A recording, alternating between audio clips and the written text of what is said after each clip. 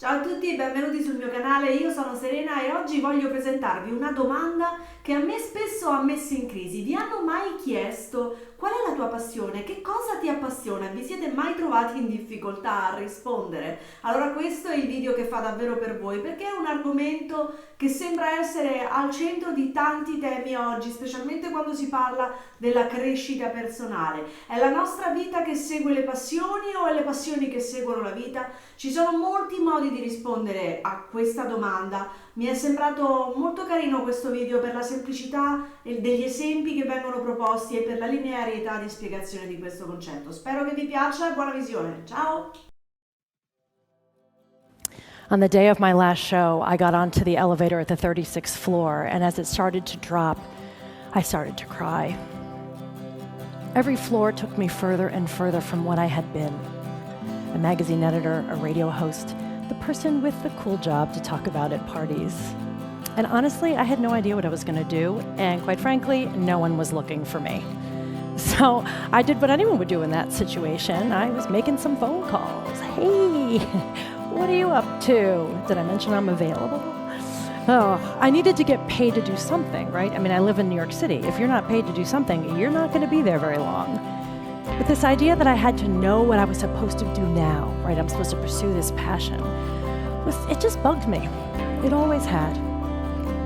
And that's because there's a dangerously limiting idea at the heart of everything we believe about success and life in general. And it's that you have one singular passion and your job is to find it and to pursue it to the exclusion of all else. And if you do that, everything will fall into place. And if you don't, you've failed. The pressure starts really young, and it goes your whole life, but it's perhaps most pronounced when you're graduating from school, right? Everyone says, wow, the world's at your feet. What are you going to do now? And it's so intimidating. It's like picking a major for life. I'm leery of passion for a few reasons, but one of them is that passion is not a plan. It's a feeling, and feelings change. They do. You can be passionate about a person one day and a job, and then not passionate the next. We know this, and yet we continue to use passion as the yardstick to judge everything by, instead of seeing passion for what it really is, the fire that ignites when you start rubbing sticks together.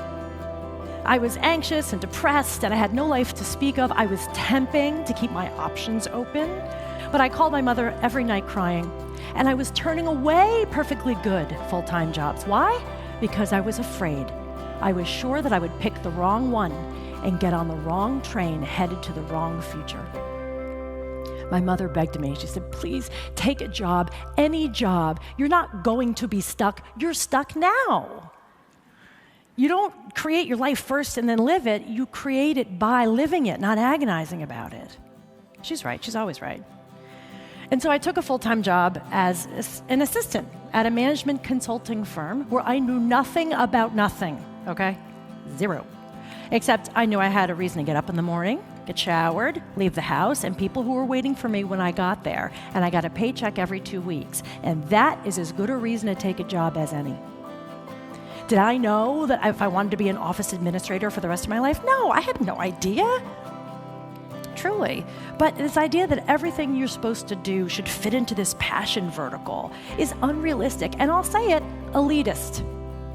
You show me someone who washes windows for a living, and I will bet you $1 million it's not because he has a passion for clean glass.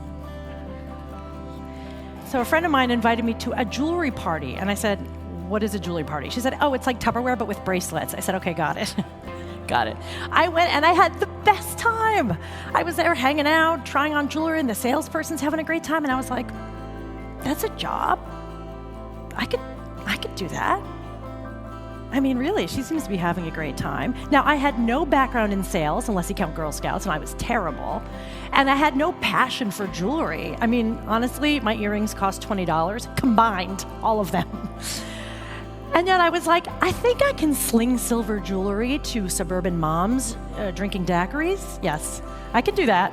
And so I did it. I signed up. I became a Silpata Designs rep. And listen to me, I was not setting the world on fire right away. Really. I was so awkward and afraid of selling. And then I got better. And I got better. I started making some money, and I started getting really passionate about it. Not just because of the money, but because what I realized was people wanted this stuff. They were happy to pay for it. I sold so much jewelry that year, I won a free trip to St. Thomas. It's true. I eventually let my jewelry business go because my career path shifted, but I was so glad that I did that because it planted an entrepreneurial seed I didn't know was there, and that bears fruit to this day. Now, as you know, an entire cottage industry has sprung up around helping people find their passions, right? Books, coaching, webinars, whatever, and their heart's in the right place. It's great. I'm all about self-discovery. When you ask someone or you're asked, like, what's your passion? It's triggering. It's like upsetting. You're like, oh my God, I have to come up with a good answer for this. One of my friends is in her mid-40s and she's looking at, like, what's her life gonna be now? And she's like, I don't know what I'm passionate about. And she's legitimately concerned about this. She's ready to hire a team of people. It's like, why are we worrying about this? You know why? Because she thinks something's wrong with her. I thought something was wrong with me when I was in the 7th grade, and everyone was really into like their rock bands and their actors, and they would carve the names of those bands in the tables at the library. And I never carved anything because I couldn't think of anything to carve. But I thought I was really boring. I thought something was wrong with me. But that's the fear, isn't it? That when someone asks you at a party, on a date, at a job interview, what are you passionate about? That you're not going to have this wow, compelling answer, and that means you're not interesting or ambitious, or that you don't have a singular obsession or a scary talent that you're hiding, and that your life isn't as worth living, and that's not true. Passion is not a job, a sport, or a hobby. It is the full force of your attention and energy that you give to whatever's right in front of you. And if you're so busy looking for this passion, you could miss opportunities that change your life. You could also miss out on great love, because that's what happens when you have tunnel vision, trying to find the one. We all think we know the kind of person we are and the kind of person we could love, but sometimes we're wrong, blissfully wrong. And sometimes you don't know what you're gonna do next, right? I mean, I don't.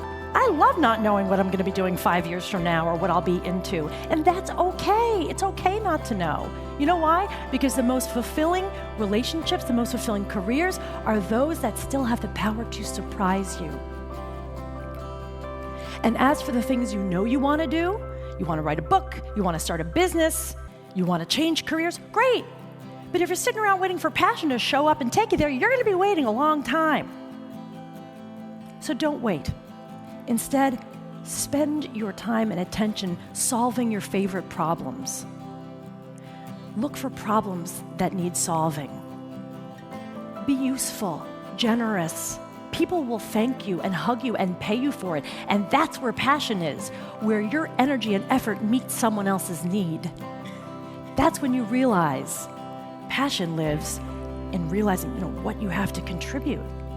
So don't wait. Listen to my mother. Just start doing. Because to live a life full of meaning and value, you don't follow your passion. Your passion follows you.